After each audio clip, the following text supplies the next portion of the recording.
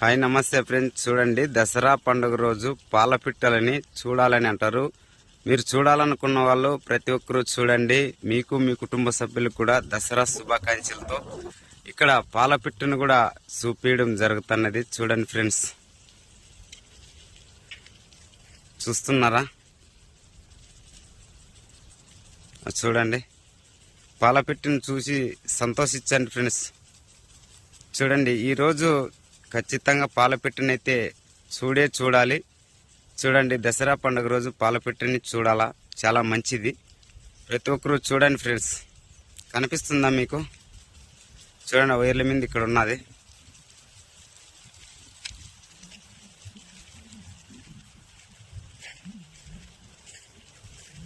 చూపిస్తానే ఉన్నా, అట్లే చూస్తానండి.